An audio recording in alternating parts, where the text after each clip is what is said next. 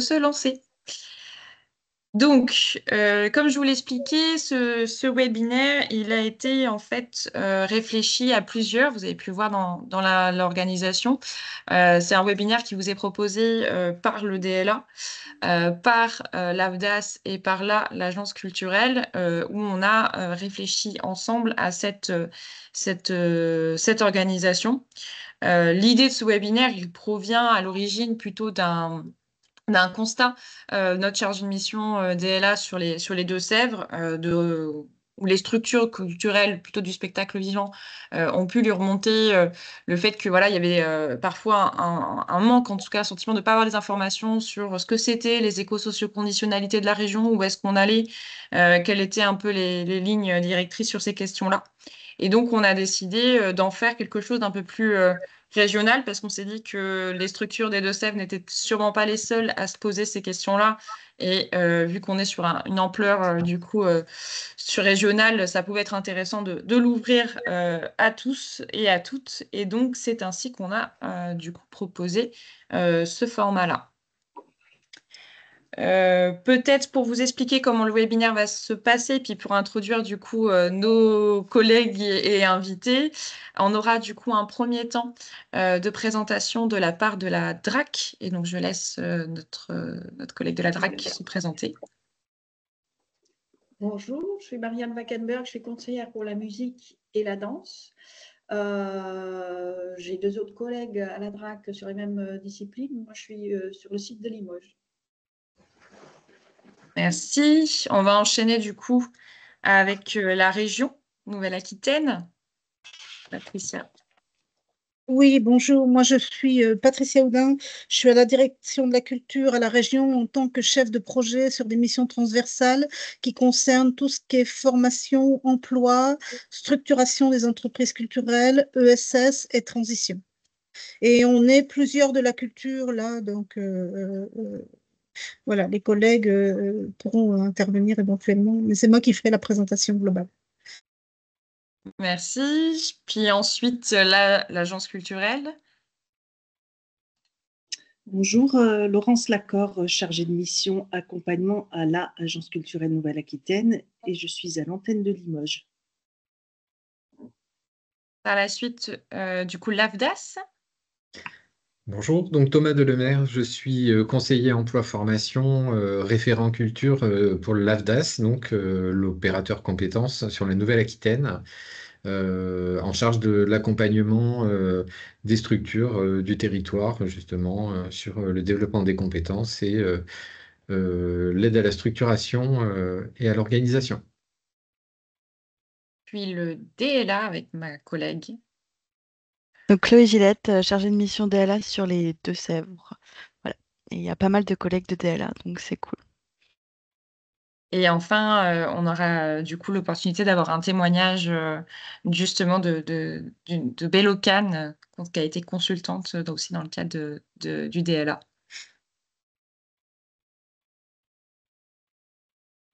Oui, bonjour. Donc, on est Sylvie Moreau et moi, je suis Élodie Robe de Bélocane. Et donc, nous, on intervient dans le cadre de ce webinaire pour présenter deux accompagnements qu'on a menés ou qu'on mène autour de la transition écologique des organisations culturelles, sachant que donc, notre bureau d'accompagnement intervient dans le cadre de DLA. Notamment, notre objectif, c'est de rendre durables les organisations. Donc, on le fait sur plein de plans, mais on le fait aussi sur le plan, évidemment, de la transition écologique. Et on intervient également, pour finir la présentation, pour le fonds de professionnalisation d'audience. On fait des formations aussi. On fait aussi également des fresques du climat, fresques de la mobilité culturelle, fresques de la culture et voyages en 2030 glorieuse. Et qui sont les outils aussi avec lesquels on intervient sur ces sujets.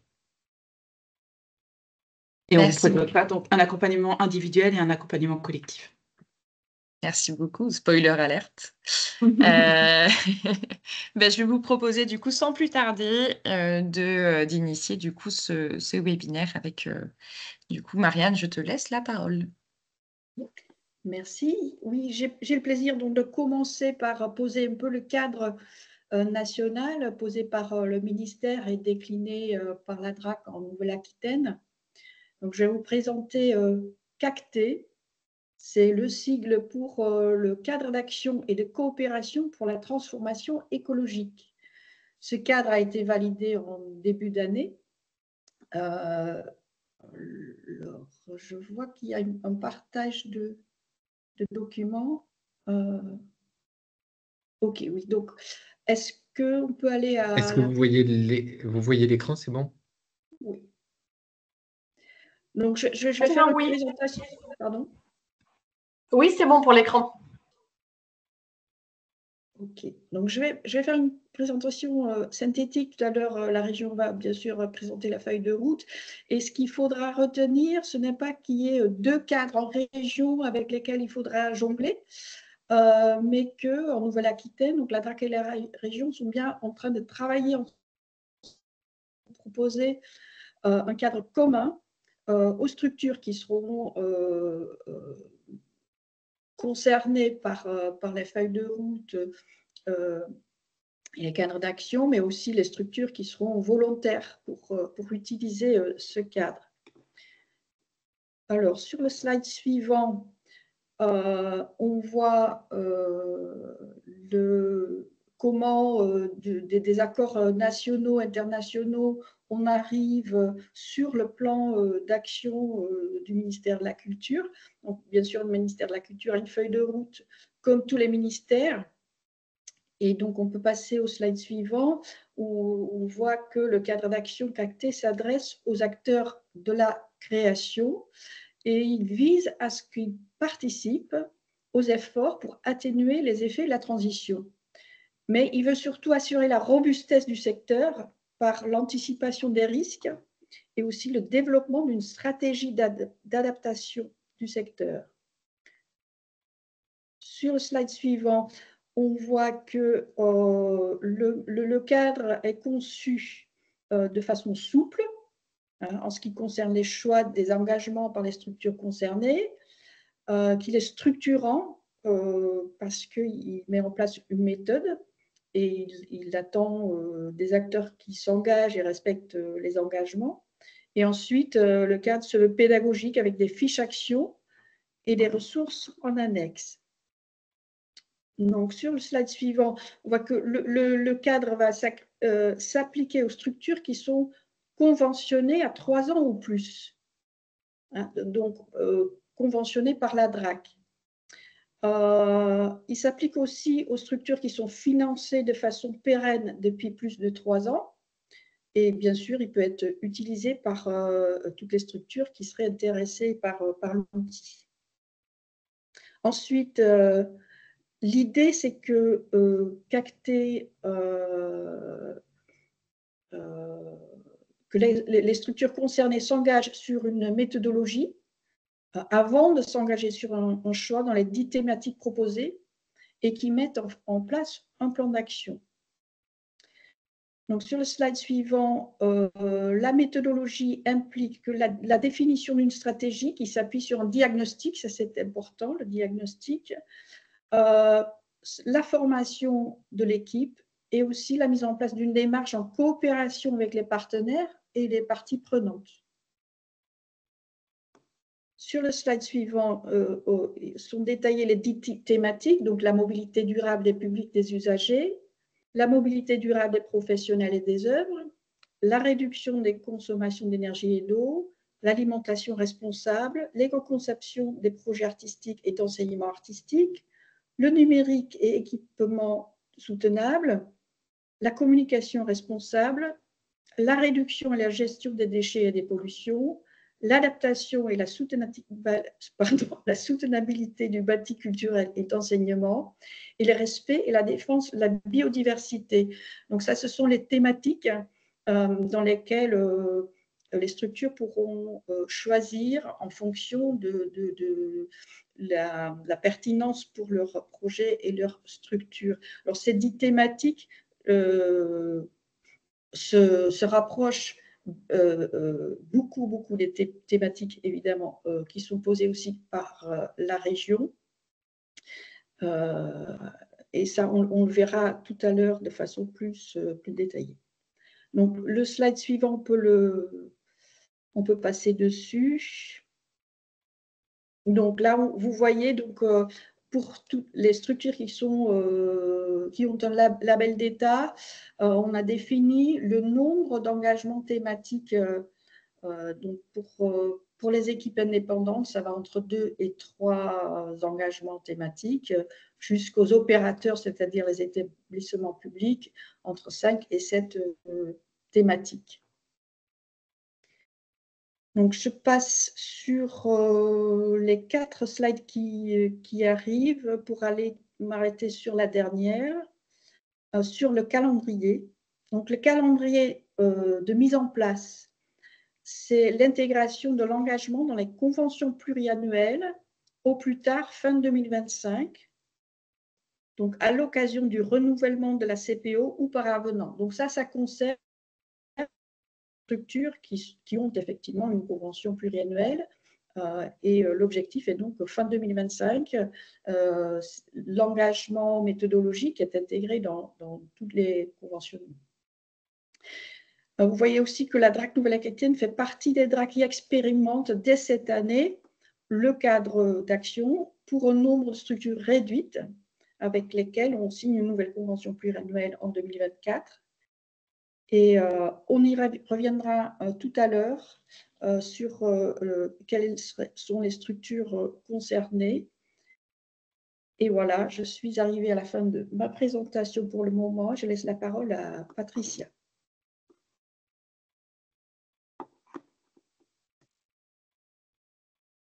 Bonjour tout le monde. Donc moi, je vais vous présenter les éco-socio-conditionnalités en Nouvelle-Aquitaine, sociaux avec un O d'ailleurs et pas avec un UX, pardon. En fait, tout est né en 2019 de Neoterra. Le président a voulu rassembler un groupe de scientifiques pour vous imaginer un changement de trajectoire global qui va impacter toutes les politiques publiques de la Nouvelle-Aquitaine. Et en 2019, les élus ont voté cette feuille de route Neoterra. Et donc, tout ce qui va suivre s'inscrit dans le cadre de cette feuille de route Neoterra.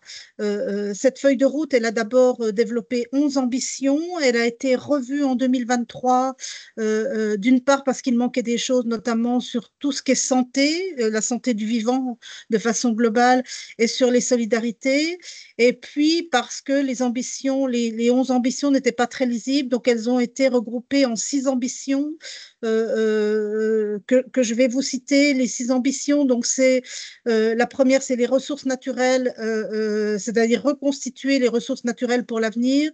La deuxième, c'est les solidarités, donc l'idée, c'est d'ancrer les solidarités au cœur des transitions. L'ambition 3, agriculture et alimentation, bon, bah, ça se lie tout de suite, c'est-à-dire se nourrir, accélérer tout ce qui est transition agroécologique et alimentaire. L'ambition 4, c'est l'économie avec l'idée d'innover pour une économie responsable et durable.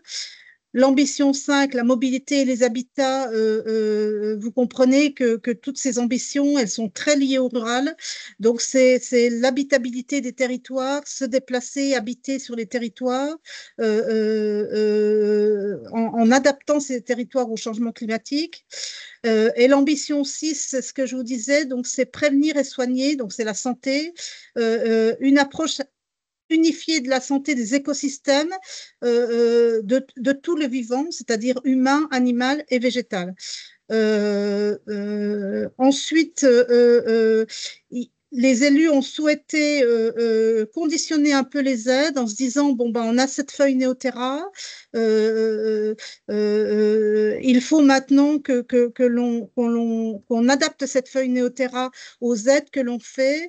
Et en mars 2023, les élus ont souhaité voter le principe d'éco-socio-conditionnalité des aides financières de la région. Ces critères vont être petit à petit insérés dans les dispositifs de la région dans les 2 ans à venir. En tout cas, c'est la volonté des élus, avec 3 axes forts, 3 axes prioritaires, la ressource, le respect des ressources naturelles, la transition. Et on peut revenir à la page d'avant, s'il vous plaît, parce que je ne l'ai pas sous les yeux autrement.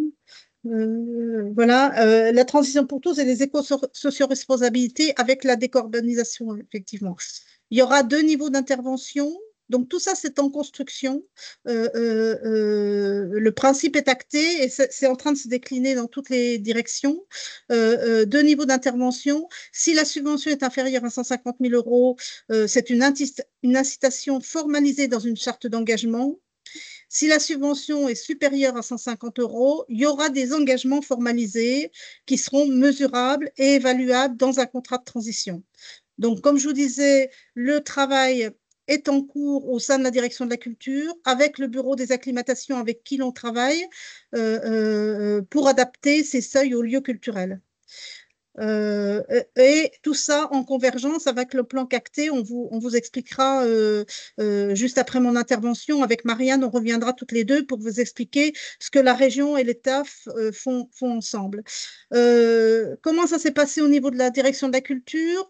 Depuis 3 ans, on travaille au sein d'un groupe qui s'appelle le groupe Atterrissage. On a d'abord démarré à 2, puis on était 4, maintenant on est 8. C'est un groupe de volontaires qui travaillent sur cette problématique de la transition environnementale particulièrement, et sur demande expresse du politique, c'est-à-dire avec un complet soutien de Charline Claveau, la vice-présidente culture, on a présenté aux élus une feuille de route, transition environnementale de la culture et par la culture. On peut passer sur la slide suivante, s'il te plaît. Je crois que c'est Thomas qui fait la… Voilà. Cette feuille de route, donc, comme je vous ai dit, elle s'inscrit dans la feuille de route Néoterra qui conditionne tout, et elle présente 3 objectifs. Le premier objectif, c'est de développer un secteur culturel robuste et résistant aux crises. Le deuxième objectif, soutenir la transition écologique par des activités culturelles. Et le troisième objectif, organiser les conditions de la transition écologique pour demain. Chaque objectif se décline en défis, puisqu'on a 10 défis à relever. Et l'idée, c'est de relever ces défis en totale concertation avec les opérateurs culturels, c'est-à-dire les agences, les réseaux, les pôles de compétences, etc. Et puis, et avec tous les gens qui voudront nous rejoindre sur cette concertation, l'idée, c'est d'écrire un cahier des solutions pour 2025, a priori d'ici l'été 2025. Je vais vous donner un tout petit détail sur chaque défi, mais je vais être très rapide pour ne pas prendre beaucoup de temps. Alors, le premier défi, c'est donc de développer des mobilités durables, les mobilités durables des publics et des professionnels. Nous avons été accompagnés sur ce travail-là par David Hirle, qui a rejoint le bureau des acclimatations, qui est un aide-conseiller, qui était alors indépendant quand il nous a accompagnés. Il nous accompagne toujours, de toute façon, jusque l'automne 2024. Et il nous a alerté tout de suite, lui, sur la mobilité des publics, qui est quand même le plus gros, qui représente la plus grosse émanation carbone de la culture. La mobilité des publics, par exemple, c'est 66% des émanations carbone sur un spectacle. Donc ça, c'était Alors, ils sont pas classés en priorité, les défis, mais en tout cas, celui-là, il nous paraissait vraiment important. Vous verrez dans la feuille de route, parce que je pense qu'on vous enverra la feuille de route qui a été votée. Tout est développé et il y a un exemple inspirant à chaque fois. Le défi 2, donc, c'est réussir la transition énergétique des lieux et des ressources.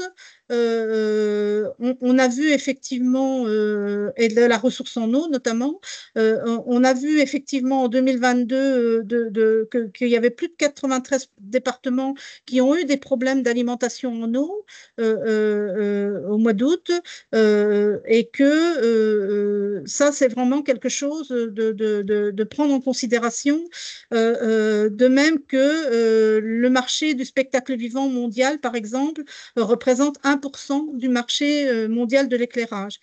Donc, ce n'est pas du tout anecdotique et donc, c'est des champs à travailler, que l'on va travailler. Le défi 3, c'est donc favoriser l'éco-conception des projets artistiques et culturels.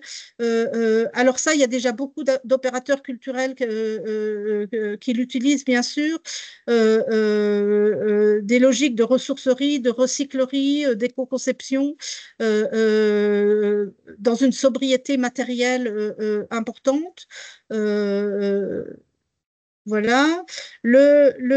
Donc ça va se travailler. Par exemple, je vous citais des partenaires avec le réseau RENET, qui est le réseau de ressourcerie en Nouvelle-Aquitaine, hein, avec qui on a déjà échangé et qui va travailler avec nous sur ce sujet-là.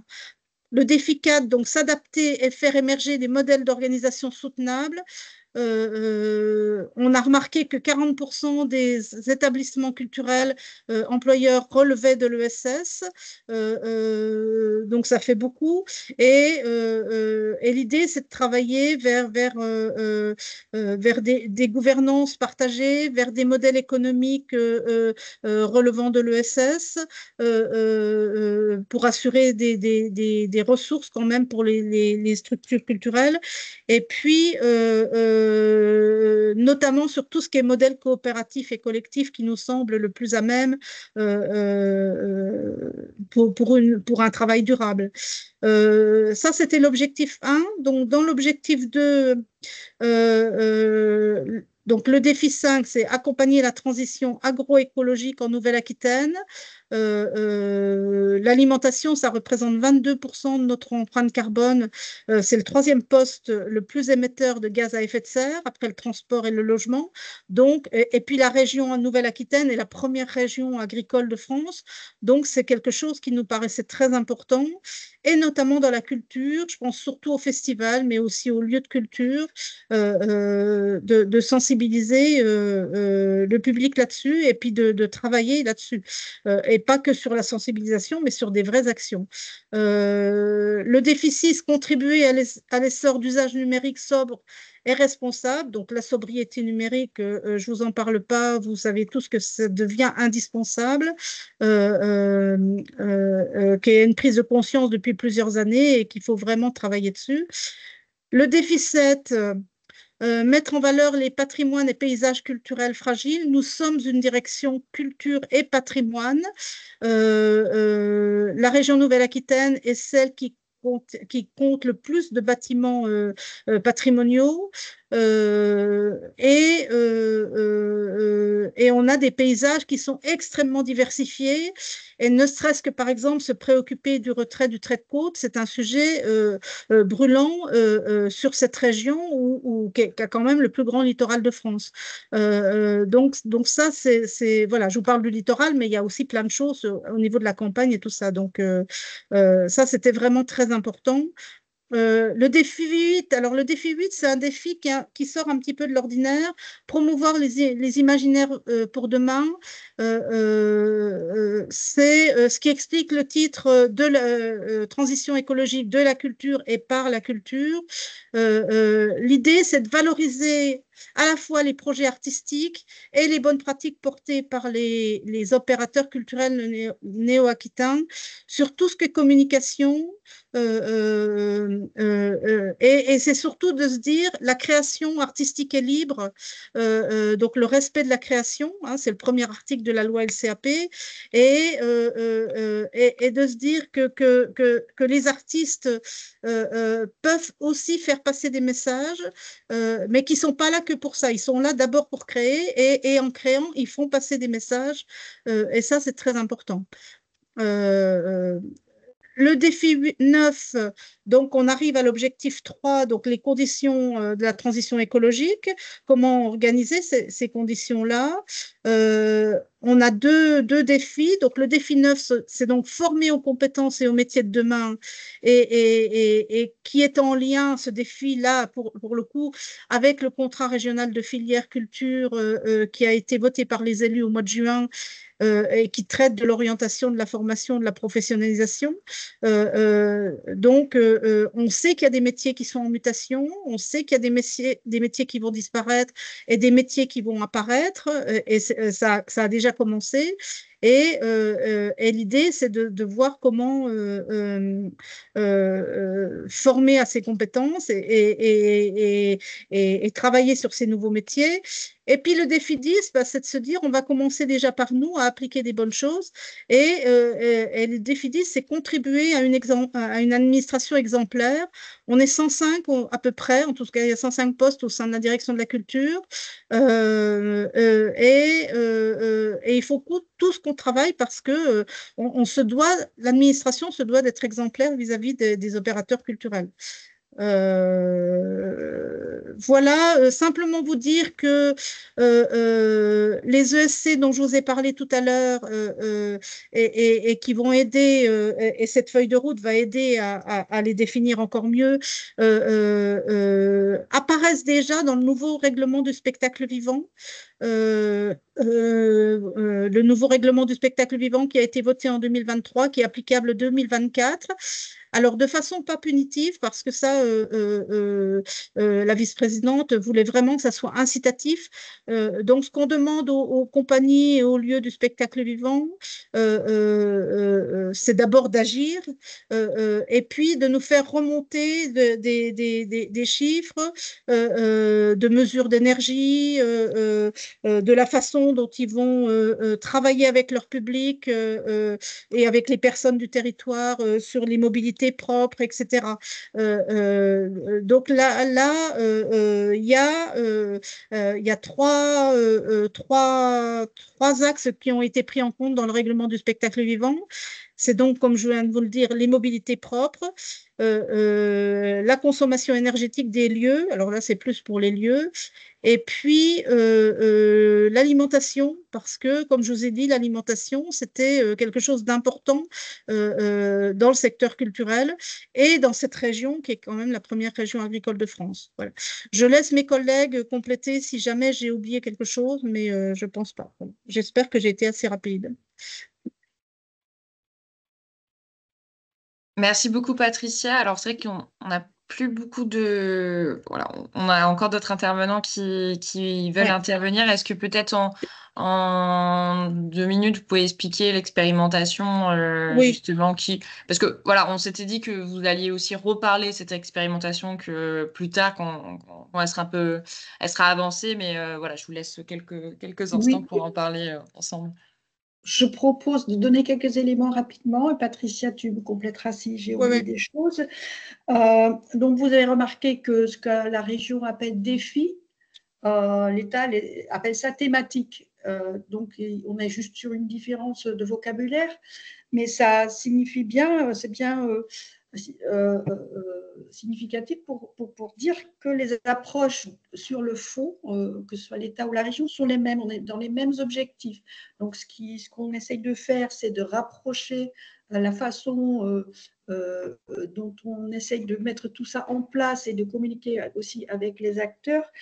Donc, aujourd'hui, nous avons validé 2 choses, c'est-à-dire les structures avec lesquelles on expérimente sur l'intégration de ces objectifs dans leur conventionnement. Donc, il y en a une dizaine. Je donne quelques exemples, par exemple l'Opéra de Limoges, le Théâtre 4S ou le CCN de La Rochelle. Et puis, on a aussi validé ensemble un paragraphe qui sera intégré dans leur convention. Je ne vais pas le lire du coup parce que ça va être un peu long, mais en gros, ça pose l'engagement méthodologique de la structure pour faire un diagnostic et pour mettre en place une stratégie et ensuite des actions. Vous avez peut-être eu le temps de remarquer que dans les 10 défis voire thématiques. Il y en a 5 qui sont des thématiques, défis vraiment de base, on va dire, et qui correspondent exactement entre les 2 feuilles de route et qui sont donc inscrits dans les CPO. Voilà, on demande aussi Oui, peut-être. la formation des équipes. Pardon, Patricia, vas-y. Oui, oui. Pour compléter ce que dit Marianne, en gros, notre idée, c'est aussi de vous accompagner, donc d'accompagner les structures qui vont être concernées et à terme, un grand nombre de structures, y compris des structures volontaires, pour aller d'un point A à un point B sur les 5 axes qui sont communs. Et pour cela, effectivement, réaliser un diagnostic, un autodiagnostic de point de départ. Et puis, avec un dispositif d'accompagnement, on va travailler la semaine prochaine sur le dispositif de ressources que l'on va mettre à disposition des structures concernées et avec un plan de formation nécessaire pendant la durée de la CPO, de façon à ce que vous puissiez arriver à ce point B, en tout cas à cette nouvelle étape de là où vous avez envie d'arriver. C'est-à-dire que il y aura, vous devrez choisir un nombre de défis ou de thématiques, voilà, c'est selon, dans les 5 communes. Et nous, notre rôle, parce qu'on est là pour ça aussi, ça sera de vous accompagner à aller plus loin. Et évidemment, on ne va pas le faire tout seul. Donc, on va le faire avec des structures chargées d'accompagnement, avec des experts. Et c'est aussi pour ça qu'on travaille cette mise à disposition de ressources. Alors, je trouve que c'est une parfaite transition, Patricia. Et alors, on va garder les questions pour la fin, si vous le voulez bien. Et donc, on va enchaîner effectivement sur les acteurs existants d'accompagnement sur la Nouvelle-Aquitaine. Et donc, je vais passer la parole à l'agence culturelle. Oui, merci Fanny. L'Agence culturelle Nouvelle-Aquitaine est une association financée par l'État et la région Nouvelle-Aquitaine. Elle est un outil au service de l'ensemble des acteurs culturels de la région. Son équipe est répartie sur 3 sites, Poitiers, Limoges et Bègles. Et ses grandes missions sont l'accompagnement, l'observation, l'information ressources et l'animation du dialogue social. Les accompagnements sur la diapo 2, s'il te plaît, Thomas. Les accompagnements qui sont menés par les chargés de mission du pôle accompagnement se déclinent en plusieurs dispositifs, individuels ou collectifs. L'adresse générique j'ai une question @la-nouvelle-aquitaine.fr qui s'affiche à l'écran vous permet de nous contacter pour toute question précise ou demande de renseignements. Nous vous répondrons dans les meilleurs délais pour vous orienter ou vous proposer un rendez-vous conseil selon le diagnostic posé. Quel que soit l'accompagnement proposé, il s'agit avant tout d'échanger ensemble sur votre projet et de vous orienter selon vos besoins. Toutes ces offres sont gratuites et destinées aux personnes résidant en Nouvelle-Aquitaine. Pour vous tenir informé des ateliers ou événements proposés tout au long de l'année, nous vous invitons à vous inscrire à notre newsletter. Les rencontres professionnelles, l'agence organise tout au long de l'année des rencontres professionnelles sur tout le territoire. En voici quelques exemples. Une salle pour ma commune, un projet culturel, éco-responsable et durable, qui est une rencontre co-organisée avec l'APMAC et 180 degrés Ingénierie, qui s'adresse aux professionnels tout autant qu'aux élus. 2 éditions ont déjà été organisées à Ambarès et La Grave en 2022 et à Rochefort en 2023. Une prochaine édition est en cours de réflexion pour 2025. Un nouveau récit pour les campagnes en mai 2023. L'agence et le théâtre Jean Lursa à Aubusson se sont associés pour proposer une conférence-rencontre avec Valérie Joussaume, qui est enseignante et chercheuse et autrice du livre Plug Pride, un nouveau récit pour les campagnes, et Nicolas Bonneau, co-directeur artistique de la compagnie La Volige. Lors de cette conférence, ils ont redonné aux habitants et habitantes des territoires ruraux un rôle actif dans le changement de civilisation en cours. Enfin, le forum Entreprendre dans la culture, qui est organisé tous les ans par l'agence en partenariat avec la DRAC Nouvelle-Aquitaine, le ministère de la Culture via la DGMIC et la région Nouvelle-Aquitaine. La thématique de la transition écologique est très présente à travers des ateliers, des présentations d'initiatives locales, des conférences et des tables rondes. Des comptes rendus et enregistrements audio sont disponibles sur notre site. L'édition 2023 s'est tenue à Angoulême et nous retrouvons cette année à Bayonne les 18 et 19 novembre où sera proposé un espace carrefour des solutions durables. Cet espace sera dédié aux organisations ayant des outils, des conseils, des ressources, des offres de services à proposer aux acteurs et actrices engagés dans la transition écologique. Et enfin, les ressources. Parmi celles que nous proposons à l'agence, il y a la publication d'un memo ressources pour construire ou rénover une salle de spectacle. Dans la collection des fiches que nous proposons, qui sont destinées aux élus chargés de la culture, nous avons une fiche intitulée « Organiser un événement culturel éco-responsable ». Cette fiche permet de comprendre les enjeux, connaître le cadre et donne des recommandations et clés méthodologiques pour l'organisation d'un événement éco-responsable. La veille professionnelle, dans la newsletter Actualité professionnelle envoyée une fois tous les 2 mois, il est proposé une rubrique dédiée éco-responsabilité. Et l'AFU, qui est un magazine culturel édité par l'agence et qui met en valeur les acteurs et actrices culturelles de la région, a également vocation à faire réfléchir sur les tendances qui traversent la culture et à mettre en lumière les problématiques auxquelles peuvent être confrontés les différents secteurs culturels, et notamment celle de la transition écologique. Voilà pour les ressources. La dernière diapo avec les contacts de l'agence par antenne et notre adresse générique à laquelle vous pouvez nous écrire, ainsi que l'adresse du site. Voilà pour l'agence. Merci beaucoup. On va vous proposer du coup de poursuivre avec l'AFDAS. Et donc Thomas, je te laisse la parole.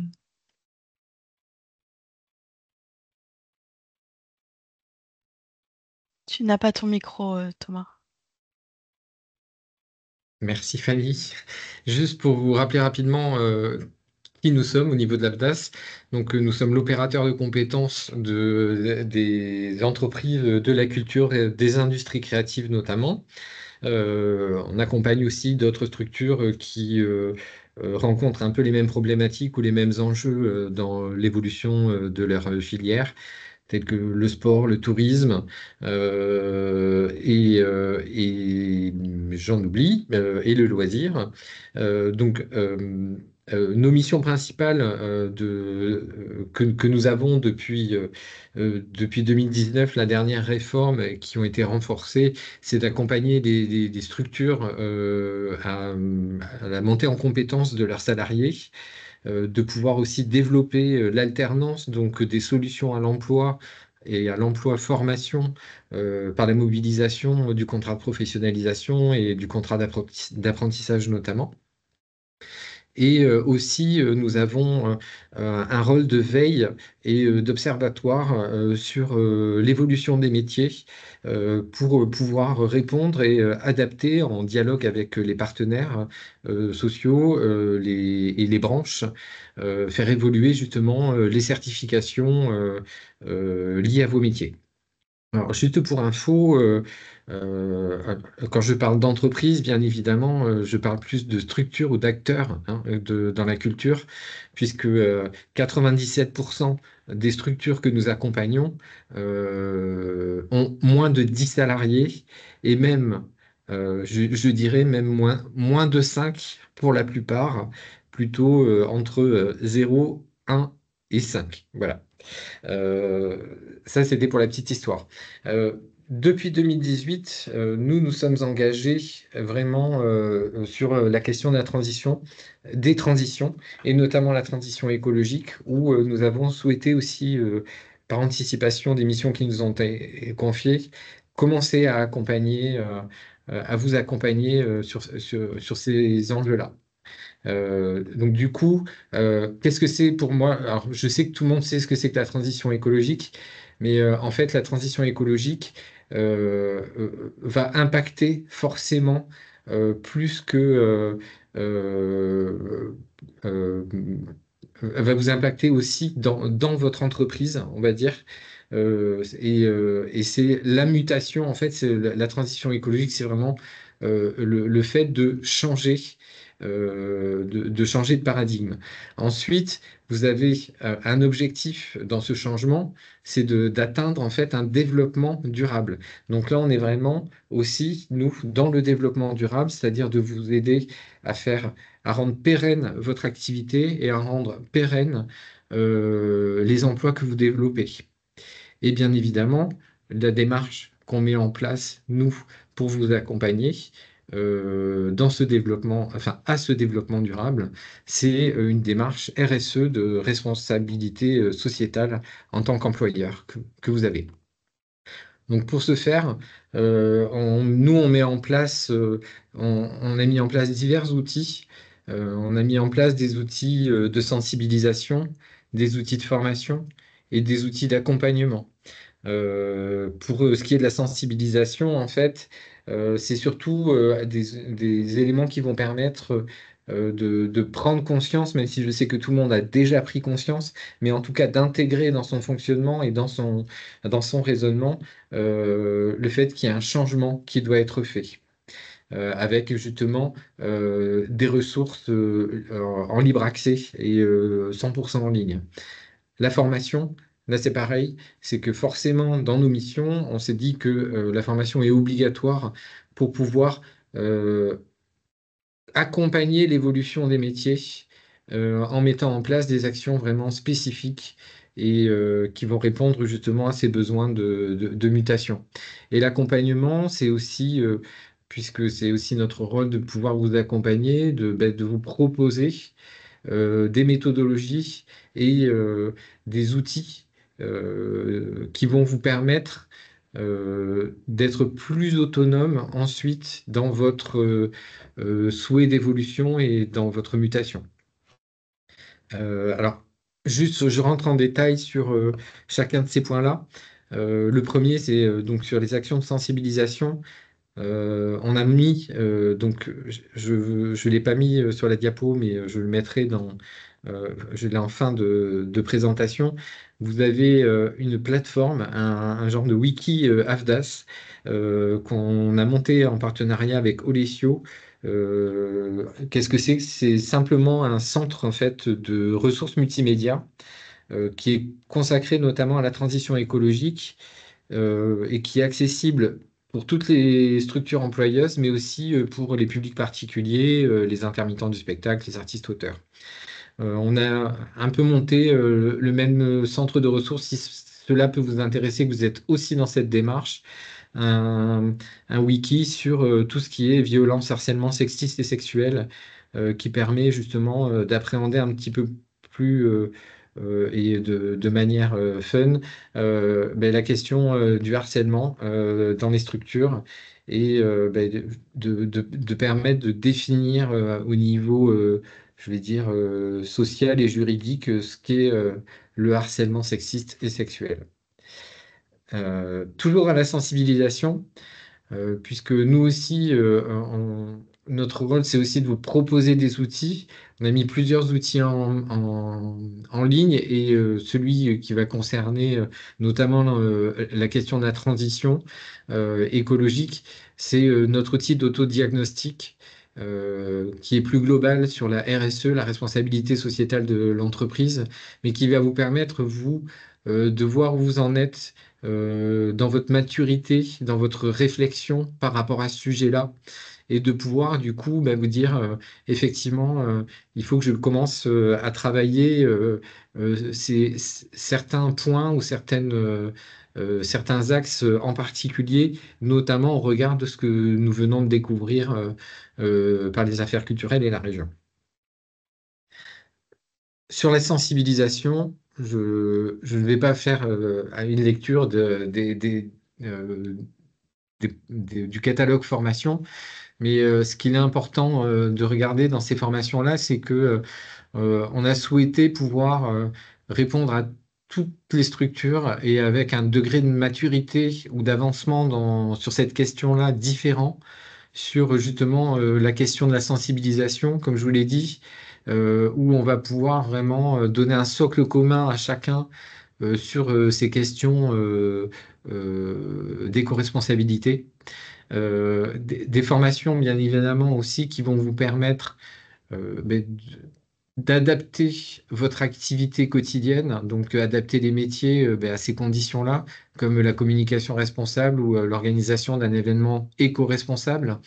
Euh, c'est important, je pense, de regarder aussi dans ces actions-là qu'au quotidien, tous les postes vont être touchés. On n'est pas seulement sur la gestion des déchets ou autre, on va être aussi sur ce qui se passe dans les fonctions support au quotidien.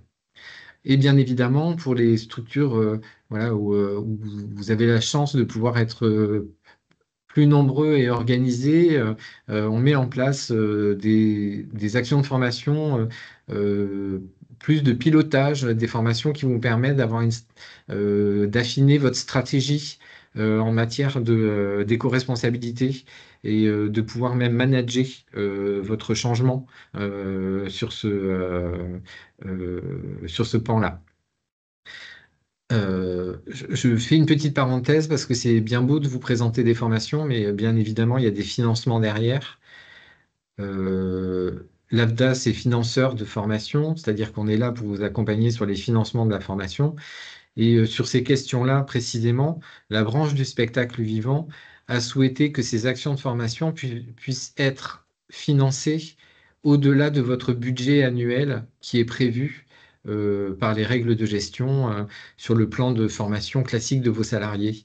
Donc ça veut dire que ça, c'est des formations qui vont pouvoir s'ajouter aussi à vos besoins de formation obligatoire ou besoins de développement des compétences plus classiques. Si vous avez des questions là-dessus, on pourra en reparler ultérieurement, soit à la fin de la réunion si on a le temps, ou sinon vous pouvez prendre contact avec moi.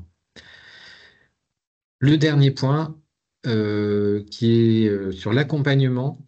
Depuis déjà pas mal d'années, on propose des accompagnements que l'on appelle des appuis conseils RH qui permettent justement de vous accompagner dans vos questions compétences, emploi et formation et structuration RH dans votre structure.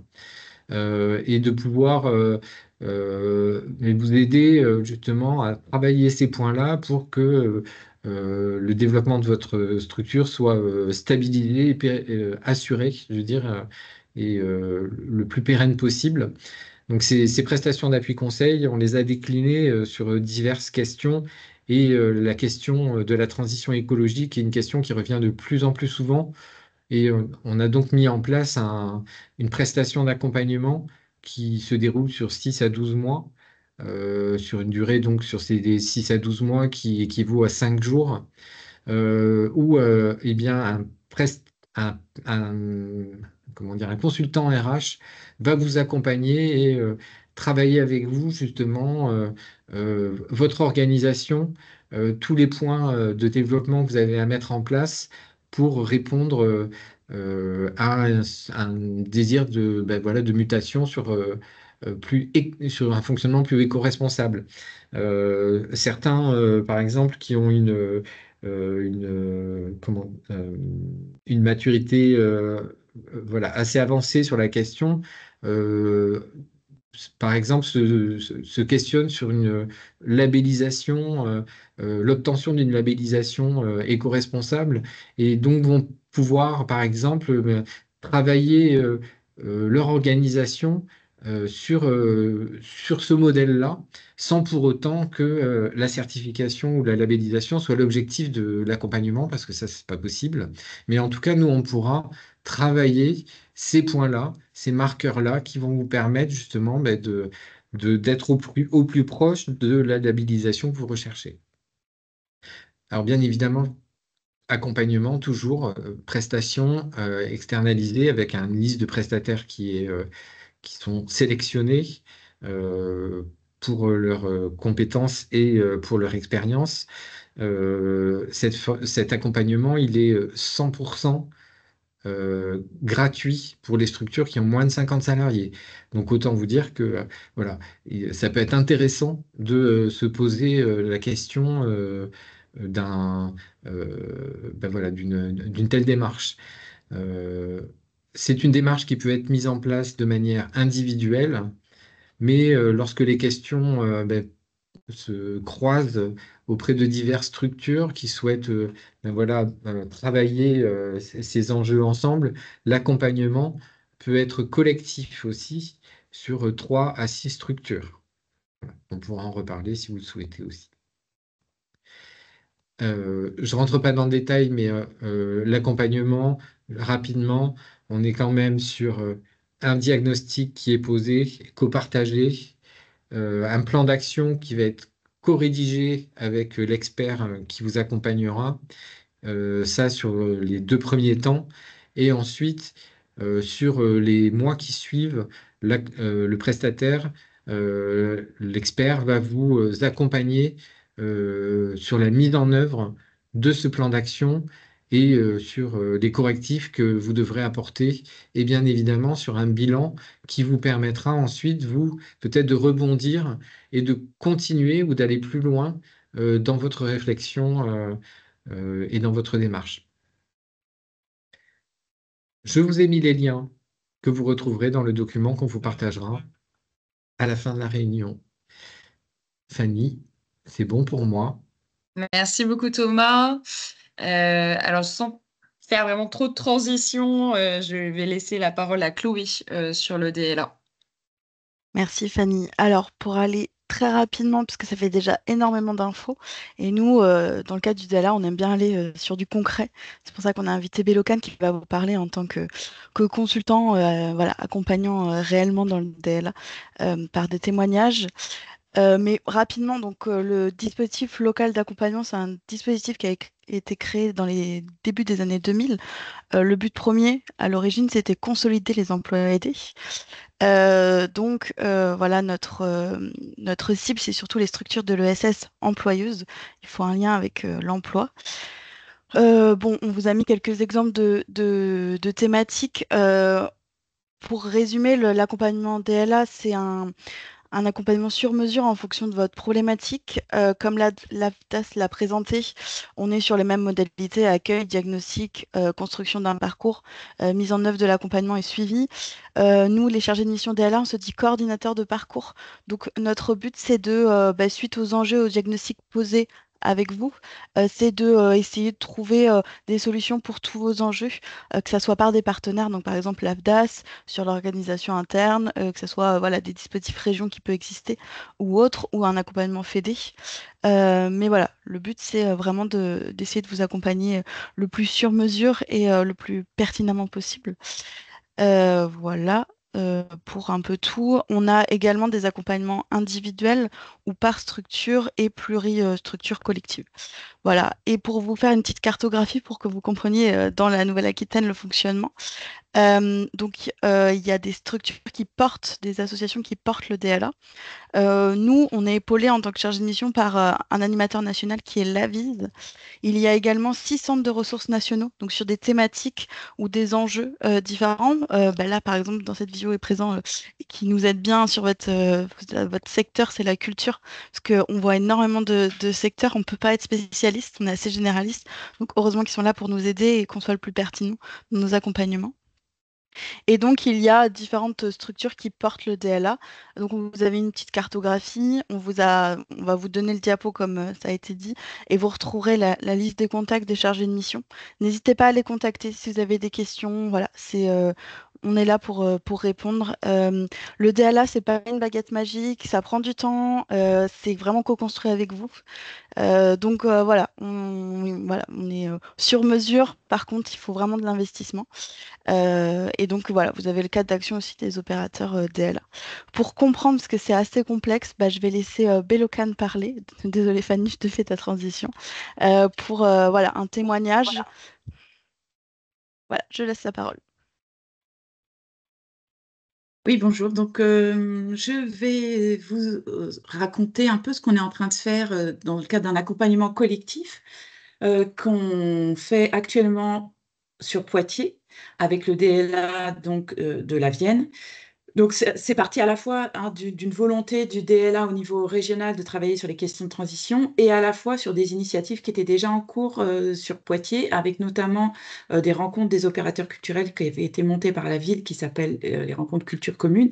Et il y avait eu une rencontre, même plusieurs, sur la transition écologique, avec l'intervention d'une conférence de Cyril Delphos du Bureau des acclimatations et aussi des ateliers. Donc, on avait aussi co-animé ces ateliers. Et donc, à la suite de ça, et cette rencontre de volonté, en fait, il y a eu la création d'un groupe de 4 structures pour bénéficier d'un accompagnement collectif. Donc, cet accompagnement collectif, il est en cours, hein. On a commencé en avril, on est sur la fin. On fera un dernier temps de travail qui est la semaine prochaine. Donc, pour vous donner une idée et pour le comparer par exemple par rapport à ce que Thomas a présenté sur les accompagnements de l'AFDAS. Donc là, on est sur un accompagnement qui a duré 3 mois, qu'un accompagnement donc, de 4 structures. Il y a des jours en collectif, ça représente à peu près 3 jours et demi en collectif. Et chaque structure a aussi bénéficié d'une journée en individuel. Donc il y a eu cette alternance entre les deux. On a fait avec un groupe de volontaires, donc on a une grande diversité de structures. Il y a une compagnie, il y a des maisons de quartier, il y a l'espace Mendes France. Donc vraiment une grande diversité de structures, donc pas du tout les mêmes capacités et les mêmes enjeux, sachant qu'en plus, pour les maisons de quartier, on n'a travaillé que sur leur branche culture, alors qu'elles sont des activités qui sont beaucoup plus larges que ça. Sur le déroulement, on a commencé par un voyage en 2030 glorieuse. Donc, le voyage en 2030 glorieuse, c'est un atelier qu'on propose et qui est un atelier de libération des imaginaires. L'idée, c'est vraiment de pouvoir se projeter dans le long terme, dans une société désirable et de voir aussi pas seulement la transition comme des contraintes et comme des renoncements, mais aussi de voir tout ce qu'on a à gagner. Voir tout ce qu'on peut faire croître et qui, au-delà de la croissance économique, tout ce qu'on peut faire croître en positif de solidarité, d'échange, de biodiversité, etc. Donc ça, c'était aussi l'intérêt du voyage en 2030 glorieux, c'est aussi de créer le collectif et le groupe. Ensuite, on a un peu, comme tout le monde, ce que vous avez été présenté, toutes les formes d'accompagnement qui vous ont été présentées, on explore l'existant, hein. Donc, on fait d'abord avec voilà, l'existant. On a rappelé aussi, bien sûr, la question de cadre, la problématique, quels sont les enjeux climatiques, les enjeux énergétiques, les enjeux environnementaux auxquels on est ou on va être confronté. Et on a parlé aussi des éco-conditionnalités et du cadre légal. Donc, on a aussi présenté le CACT et la feuille de route région et les interactions effectivement entre défis et thématiques. Tout ce que vous avez expliqué avant, c'est quelque chose qu'on a fait aussi auprès des opérateurs. Dans cette phase exploratoire, il y avait vraiment l'idée que chacune des structures puisse travailler dans la transversalité de tout ce qui la constitue. Et à la fois sur les fondamentaux de ces projets, ce à quoi vraiment chacune des associations tient, sur quoi, enfin, voilà, sa raison d'être, puisque cette transition, elle doit se faire en tenant compte de la raison d'être, sinon, pourquoi voilà, l'intérêt, c'est de savoir pourquoi on se bat, quoi. Mais aussi de travailler sur l'organisation interne et notamment qui, dans l'organisation, va être impacté, qui va être touché, qui doit être mobilisé, qui va être impacté aussi dans ces conditions de travail, hein, parce qu'on voit par exemple des compagnies, on a des témoignages de compagnies, je sais pas, par exemple des compagnies de cirque en art de rue qui témoignent des difficultés à travailler dans certaines conditions caniculaires, des impossibilités de monter sur son machinois parce qu'il est brûlant, de travailler sur du bitume brûlant aussi, voilà. Au-delà même des difficultés pour le public, c'est aussi des difficultés pour les travailleurs, quoi. Et aussi les questions économiques, de modèle économique, à la fois on travaille sur les activités qui sont indispensables économiquement, mais aussi de travail sur les vulnérabilités. Quelles sont les activités qui peuvent être impactées par des changements?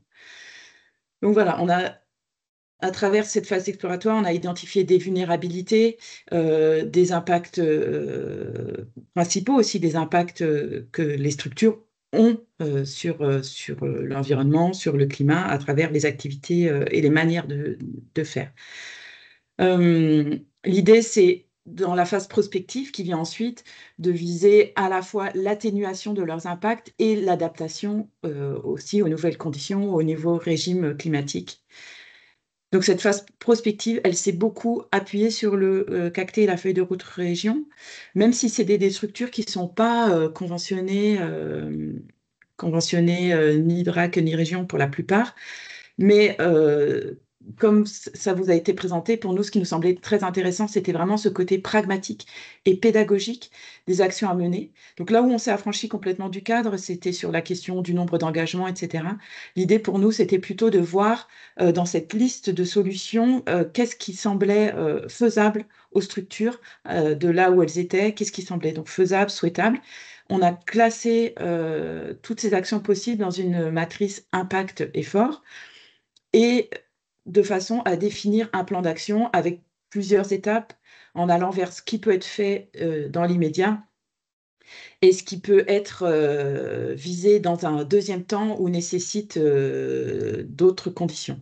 Pour vous donner des exemples, dans ce qui peut être fait tout de suite, par exemple, on a vu avec une des structures donc, qui montent des expositions, qui regardait ses budgets d'exposition et qui voyait une part extrêmement importante, enfin un cinquième du budget des expositions est consacré à l'installation de moquettes qui servent pour une exposition et qui sont ensuite, alors elles ne sont pas jetées, hein, elles sont données pour être réutilisées. Mais enfin, voilà, c'était vraiment la question de questionner quel était l'intérêt de la moquette et est-ce que ça ne pouvait pas être mis au service d'une autre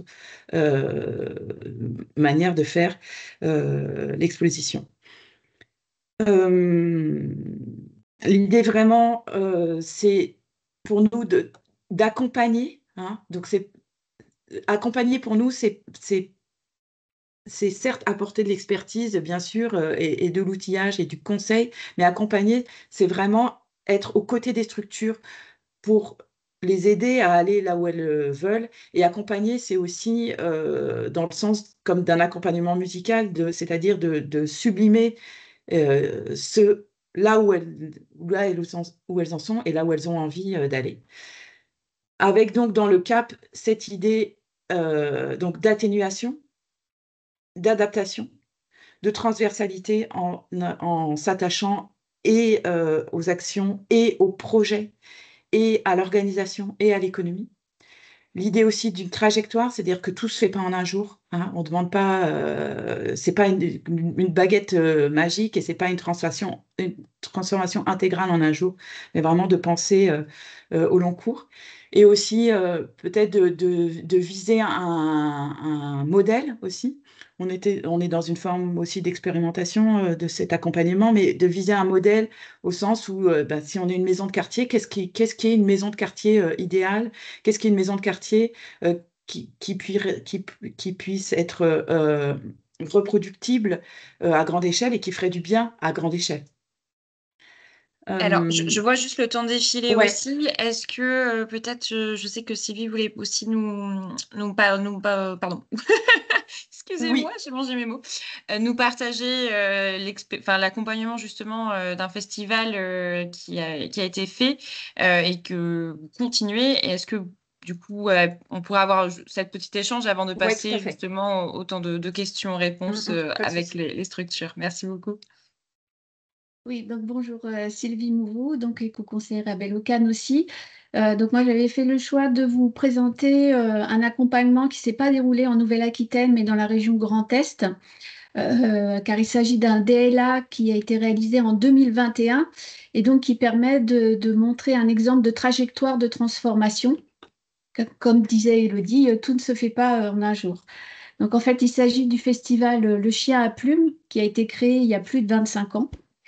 Qui est implanté sur une commune rurale sur les plateaux de Langres, qui a un lieu de diffusion, mais la locomotive en fait de ces activités, c'est le festival, un festival de musiques actuelles, et qui attire chaque année plus de 15 000 festivaliers à proximité d'un lac. Donc le cahier des charges que l'on avait reçu pour les accompagner dans le cadre d'un DLA sollicitait l'accompagnement à la définition des actions à engager pour consolider le festival, et notamment sur le plan économique, mais aussi d'évoluer vers des pratiques plus locales et durables. Donc c'est un DLA qui avait été sollicité par la structure elle-même, par le festival, et dans un contexte où il y avait une préfiguration d'implantation d'un parc national des forêts sur le territoire, donc un partenaire potentiel à venir. Et alors pourquoi on parle de consolidation sur un festival qui a pourtant 25 ans? Eh bien, effectivement, on s'aperçoit que ces festivals sont souvent en difficulté parce qu'ils doivent séduire des têtes d'affiche. Il y a l'augmentation des cachets artistiques, des coûts fixes, notamment en matière de sécurité et aussi dernièrement d'énergie. Et donc, l'inflation régulière des coûts pousse la croissance des jauges et fragilise justement les équilibres de ces festivals, notamment quand ils sont implantés en milieu rural. Donc, il y avait un souhait de réinterroger le modèle économique. Et pourquoi se faire accompagner sur les défis de taille qu'est la transition écologique? Eh bien, c'est surtout souvent qu'on voit ces structures ont mobilisé du monde autour d'une passion, là, qui était la musique. Et donc, c'est des enjeux qui sont à travailler, qui peuvent paraître complexes pour les personnes qui portent ces projets. Et donc, là, elles pouvaient être encadrées dans leur réflexion. Et donc, on avait identifié des risques climatiques et environnementaux qui étaient à anticiper pour le festival, puisque le festival a lieu au mois d'août, donc il y avait un risque de stress hydrique durant cette période estivale, de plus en plus de canicules et aussi des risques nouveaux en matière de feux de forêt. Donc, on a réalisé un accompagnement de 7 jours où on a fait un état des lieux en fait, du festival, de leurs pratiques d'approvisionnement, du modèle économique, pour prendre en considération les différentes parties prenantes. La phase prospective nous a permis de construire justement cette stratégie adaptative pour évoluer vers d'autres pratiques durables. On a bien entendu associé les partenaires sur différentes étapes de cet accompagnement et on a répondu aussi à leurs questionnements des partenaires sur l'évaluation des retombées économiques sur le territoire. Et donc le festival pouvait être considéré du coup maintenant à leurs yeux comme un acheteur important avec un budget, avec des retombées économiques sur le territoire de entre 400 et 700 000 euros selon l'échelle du territoire pris, et montrer qu'effectivement, par exemple, par rapport à l'échelle du pays, que les retombées étaient 52 fois plus importantes que la subvention octroyée. Et si on prenait l'échelle région, les retombées étaient 11 fois plus importantes que les subventions. Et donc, l'accompagnement a abouti à une stratégie adaptative qu'on a conçue en fait en trois temps, avec 3 jalons d'évolution. Un premier jalon, c'était sur tout ce qui pouvait être mis en œuvre à court terme par la structure assez facilement. Un deuxième jalon, une fois que le site aurait été aménagé, donc un site près d'un lac. Et un troisième jalon dans le cadre de la réflexion d'une labellisation SMAC avec un projet d'équipement. Voilà, tout ceci permettait à l'équipe d'avoir un cap clair Et d'ailleurs, vous pouvez retrouver donc sur la diapo l'adresse d'un article qui retranscrit cet accompagnement. Pour vous donner quelques exemples du contenu sur le plan d'action par rapport à la phase 1, donc tout ce qui pouvait se mettre en place très rapidement, l'équipe du festival a fait un gros travail sur la mobilité. Comme l'a dit Patricia, c'est vraiment un enjeu très important pour le secteur de la culture. Donc, ils ont mis en place un bus depuis la ville de Dijon. Ils ont pris un partenariat avec un transporteur Lingo pour des navettes depuis les 2 gares les plus proches. Ils ont mis en place un parking vélo surveillé pendant la durée du festival, des liens vers les plateformes de covoiturage. Et ils ont travaillé aussi d'autres aspects comme les toilettes sèches pour supprimer les toilettes chimiques, les repas végétariens, la fourniture de gouttes pour les bénévoles pour supprimer toutes les bouteilles plastiques. Et ils ont également rédigé une charte éco-responsable à destination des stands de restauration et d'artisanat qui sont à destination du public lors du festival. Voilà, en leur demandant de privilégier le local, le bio et le végétarien, et avec un contrôle de leur pratique sur place. Et il y a également de la sensibilisation pour tous les postes d'organisation, comme l'évoquait Patricia et l'AFDAS, la nécessité effectivement de transmettre ces compétences, donc que ce soit au niveau des moyens humains salariés ou des bénévoles, mais aussi des salariés, ainsi que des stands d'information sur le site pour les festivaliers. Et tout ce travail a été cadré par la mise en place en fait d'une création d'une commission développement durable, voilà, qui travaille tout au long de l'année. Et donc, je vous parlais que j'avais pris cet exemple en termes de trajectoire, puisqu'effectivement, la phase 2, c'était de penser l'aménagement du site. Donc, en ce qui concerne l'eau, avec un raccordement au réseau d'eau potable et de raccordement au traitement des eaux usées, plus d'autres actions comme des minuteurs aux douches, etc. Une réflexion sur l'électricité avec aussi le raccordement au réseau qui permettait la suppression des groupes électrogènes. Donc ça surprendra personne. Mais aussi un travail sur l'éclairage LED et aussi la végétalisation du site, permettant aussi des îlots de fraîcheur pendant l'été et la création d'un théâtre de verdure. Au niveau économique, on a vu que le fait de travailler sur ces investissements permettait une économie de 70 000 € pour chacune des éditions, ce qui permettait au festival de travailler une autre partie de la programmation pour programmer des artistes locaux et aussi une programmation à destination du public local qui ne venait pas forcément jusqu'à maintenant au festival. Donc ça, c'était dans le cadre du festival et maintenant, ça donne une suite au ce travail DLA. Et donc, nous accompagnons actuellement le festival sur un diagnostic multifactoriel, donc une étude sur la consommation énergétique, une étude d'impact environnemental, une étude d'ensoleillement sur tout le projet d'aménagement du site. Et ce diagnostic est financé grâce à l'aide au diagnostic phase 1 du plan de soutien du Centre national de la musique. Et tout ça, c'est dans l'objectif ensuite de pouvoir solliciter la phase 2 qui permet justement un soutien financier à la réalisation de ces travaux. Merci. Et pour aller plus loin, je finis juste, j'en ai pour 30 secondes, juste pour finir, qu'en fait, ça a aussi permis d'aller plus loin sur tout l'ensemble du territoire, puisque l'ensemble des partenaires locaux, avec le travail qui a été fait avec l'ensemble des partenaires locaux, a contribué à alimenter un nouvel imaginaire sur le territoire. Et donc, le regroupement de communautés de communes travaille actuellement sur un projet territorial de musiques actuelles en tant qu'art fédérateur et pour contribuer à dynamiser le territoire. Donc, on voit que ça a eu un impact au-delà de la structure, mais sur l'ensemble du territoire. Voilà. Et juste pour terminer, donc là, c'était un exemple. On vous a donné un exemple d'accompagnement collectif, là, un exemple d'accompagnement individuel sur un festival. Mais bien entendu, chacun de ces accompagnements s'adapte à la structure, à ses enjeux et à ses capacités.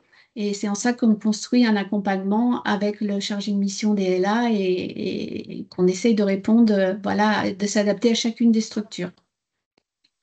Merci beaucoup, du coup, Bellocan, pour votre témoignage. Alors, on a beaucoup effectivement parler. Je vous avais proposé de prendre un temps en fin de webinaire sur un échange de questions-réponses. Donc j'ai vu que sur le chat, il y a eu déjà des réponses, en tout cas apportées à certaines questions. Et donc je vous propose à partir de maintenant de pouvoir prendre la parole et de poser des questions sur les aux différents intervenants du coup, qui sont intervenus sur ce webinaire. Le plus compliqué, c'est de se lancer. Avant tout, et pour compléter, Fanny, je voulais juste informer aussi que c'est vrai qu'il y a beaucoup d'informations, donc chacun se tient à la disposition en dehors du webinaire pour vous répondre. Et aussi, si on vous présente toutes ces actions-là et toutes ces possibilités d'accompagnement, c'est aussi qu'on s'est concerté et que certains accompagnements, ben, vous y aurez accès, d'autres non, en fonction de votre situation. Et certains accompagnements peuvent être complémentaires, notamment ceux du DLA et de l'AFDAS. Voilà. Oui, merci Thomas, du coup, de préciser. Alors, on avait du coup une question, en tout cas un commentaire qui avait été mis sur le chat. Si vous voulez, on peut commencer par ça. Du coup, de Dominique, nous disant autant nous pouvons agir sur nos productions, coproductions, événements divers conçus en interne, autant nous sommes impuissants face aux compagnies producteurs de spectacles. Nous constatons que les demandes techniques et partant les budgets je pense que c'est les budgets partants, s'envolent, en particulier dans le domaine musical pour les artistes très médiatisés et très attendus par le public. Ce qui ne va pas du tout dans le sens d'une éco-conception, ni d'ailleurs d'une accessibilité de tous les publics. Que faire pour tenter de réguler cela? Bon, moi, je veux bien apporter déjà un élément de réponse. Alors, je comprends qu'en tant que programmateur, on ait envie d'avoir le plus de public possible et donc d'afficher l'artiste qui ramènera le plus de public. Mais je pense qu'aussi, c'est le choix du programmateur de travailler avec ces artistes qui coûtent effectivement de plus en plus cher, que ça soit au niveau technique, mais que ça soit aussi au niveau des coûts de session. Et il me semble qu'il y a quand même tout un travail à faire avec les publics pour les faire venir sur des artistes qui sont beaucoup moins médiatisés, qui coûtent moins cher en coût de session, qui ont des pratiques vertueuses en matière de transition écologique. C'est aussi le rôle des médiateurs. Et il me semble que ça, c'est extrêmement important. C'est-à-dire que moi, je bannirais effectivement tous ces artistes qui coûtent de plus en plus cher, qui ont des coûts techniques absolument faramineux, tout ça pour une soirée, pour faire plaisir. Donc voilà. Je vois que Babor est là, donc peut-être que Babor va nous expliquer ça beaucoup mieux que moi. Je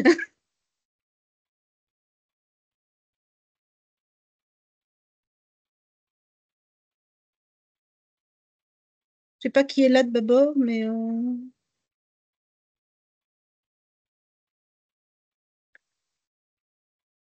Ah, son micro ne marche pas. ah, d'accord. Il y a marqué j'arrive. Ok.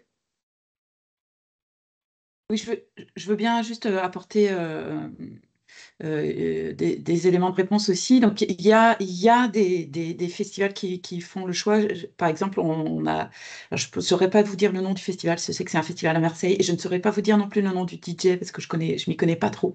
Mais je sais qu'il y a un festival récemment qui a annulé la venue d'un DJ qu'il avait programmé parce que ce DJ faisait ce qui se fait, paraît-il, assez fréquemment, c'est-à-dire qu'il avait deux concerts, enfin deux sets dans la même soirée, un à Marseille et un ailleurs en Europe. Et donc, il prenait un jet privé dans la nuit pour aller de l'un à l'autre. Et donc, le festival a fait le choix de renoncer à cette venue et il a médiatisé aussi. Donc, bah, c'est un intérêt à la fois pédagogique par rapport aux artistes pour leur dire effectivement, certains opérateurs décide de bannir certaines options, ça a un effet aussi pédagogique par rapport au public.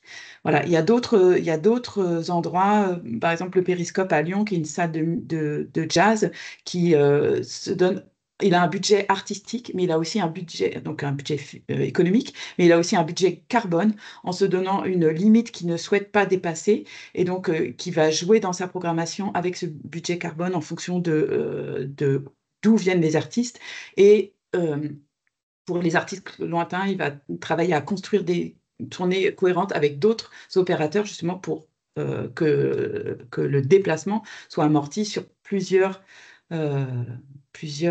dates. Voilà, il y a des choses qui sont possibles. Je laisse la parole. Merci. Alors, on a une question sur est-ce qu'il y a un travail fait avec Arviva et leurs outils CID?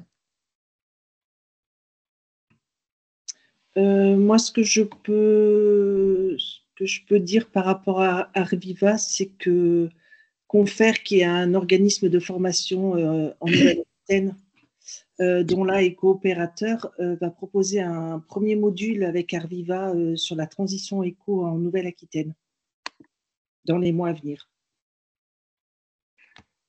Excusez-moi. Je mets les coordonnées de Confer dans le chat.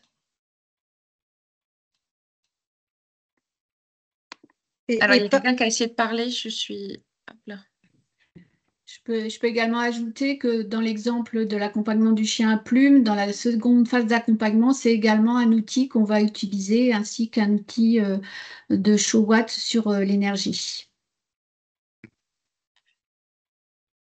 Ce que je peux simplement peut-être vous dire, c'est que la région Nouvelle-Aquitaine est en train de travailler avec Arviva. Alors peut-être que ça va se faire dans le cadre d'une contractualisation, justement pour qu'Arviva soit au service des opérateurs de Nouvelle-Aquitaine sur ces sujets-là. Donc c'est en cours de construction. Et je crois que Babor est revenu. Est-ce que vous m'entendez? Oui. Oui.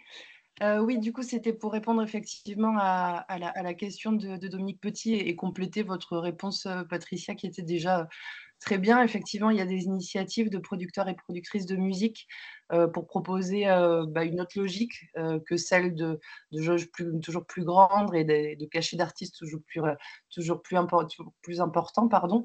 Et surtout aussi pour redonner de la valeur à ce qui est petit, à ce qui est en circuit court, à ce qui est voilà, ce qui peut aussi être de l'ordre de la proximité ou des jauges plus intimistes, et aussi de la découverte, pas forcément que de l'émergence, mais toute cette classe moyenne de la musique qui existe, qui n'est ni émergente ni tête d'affiche, mais qui a déjà une carrière, qui a déjà des albums, beaucoup de concerts à son actif, et qui participe à la vie culturelle de ce pays.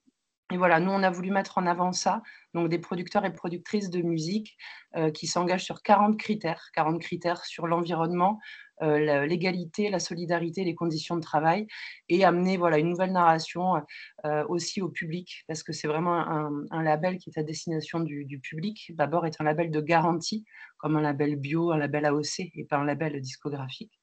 Et essayer de raconter voilà, au public que la musique, c'est pas forcément des millions de vues sur YouTube, c'est pas forcément des jauges immenses, ça peut être aussi des choses beaucoup plus humbles et parfois beaucoup plus agréables et éco-responsables, évidemment.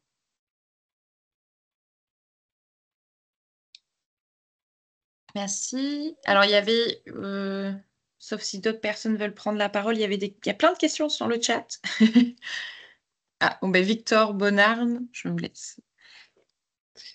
Bonjour, je me présente Victor Bonarme, je travaille pour le Centre d'art Rurart à Venours.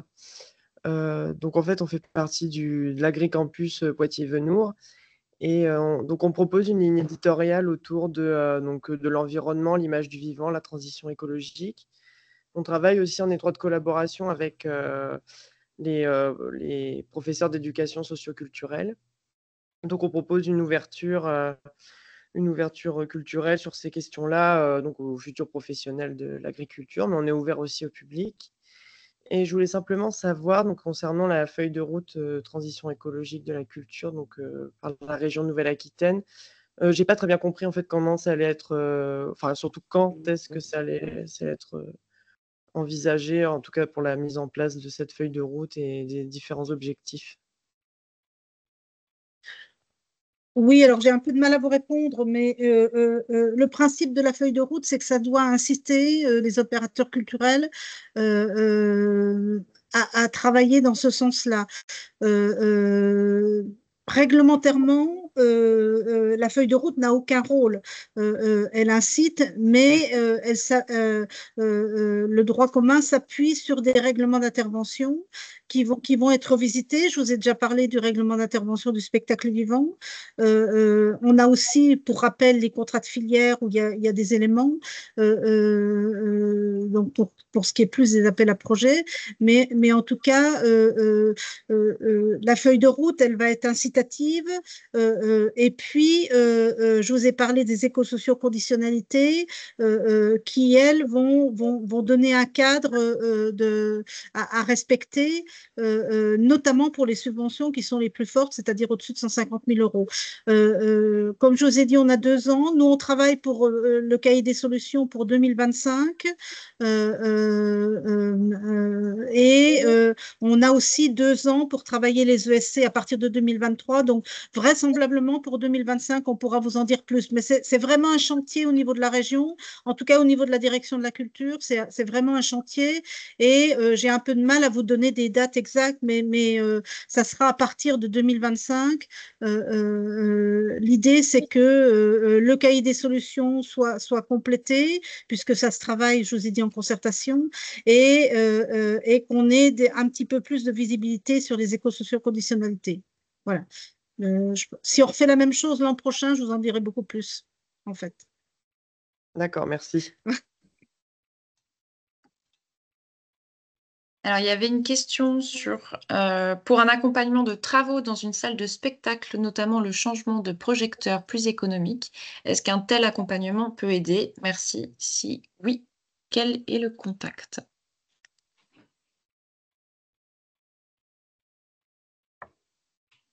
Alors, je ne sais pas si Ameline, ma collègue des équipements, est encore présente.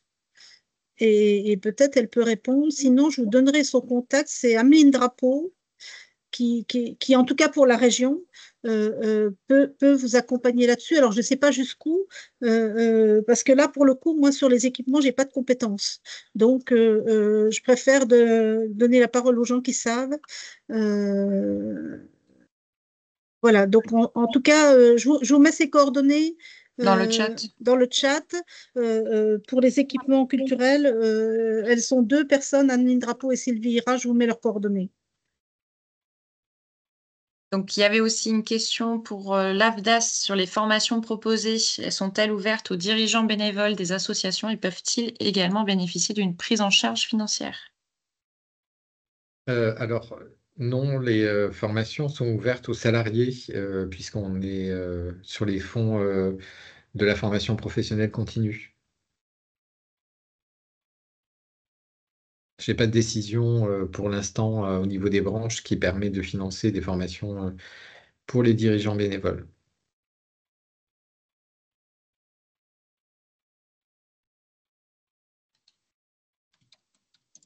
On t'entend pas, Fanny. Merci. Donc, il y avait une question sur le cacté, si des compagnies expérimentent en ce moment des leviers pour des engagements à prendre.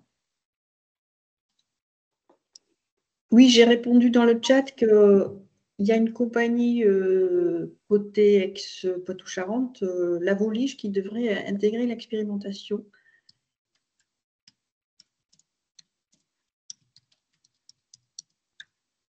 Et dans le cadre de l'accompagnement collectif à Poitiers, là, il y a une compagnie donc, qui intègre ces thématiques cactées de manière volontaire.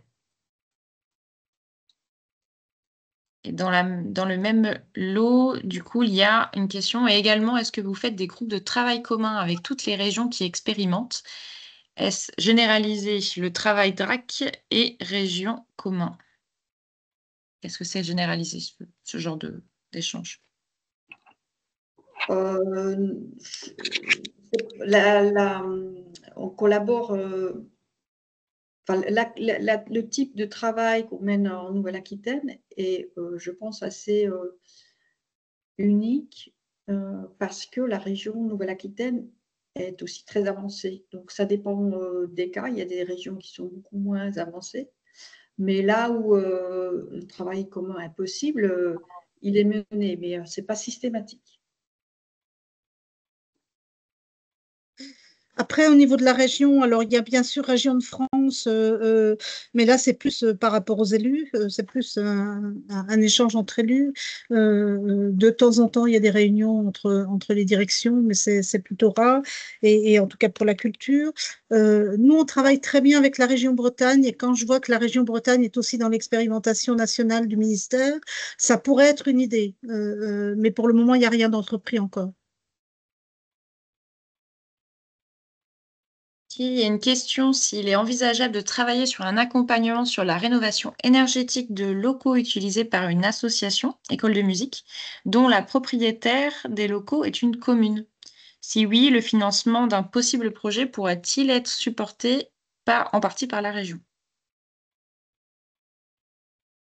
Alors, même réponse que tout à l'heure, il faut vraiment voir mes collègues sur les équipements culturels.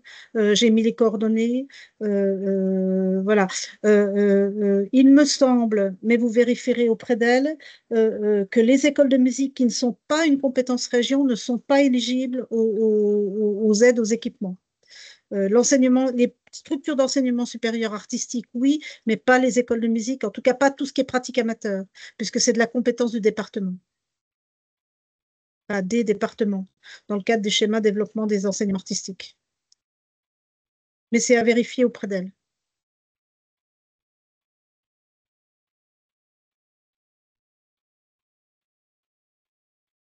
Ok, je ne vois plus d'autres questions pour le moment. Est-ce que certaines personnes veulent prendre la parole sur la visio? Pas du tout.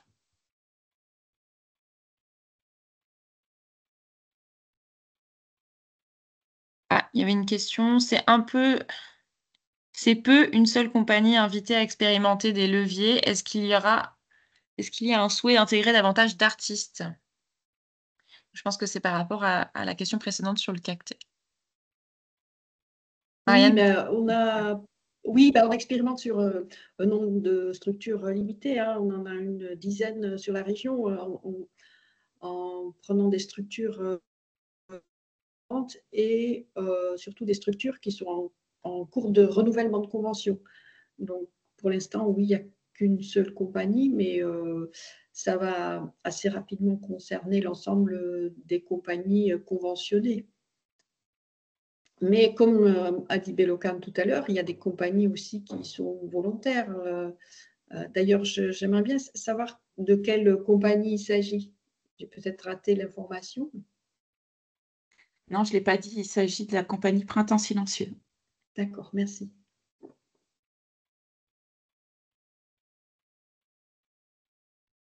S'il n'y a pas plus de questions, je vais vous proposer du coup de clôturer ce webinaire. On a déjà quelques minutes de retard. En tout cas, on s'en excuse pour cela.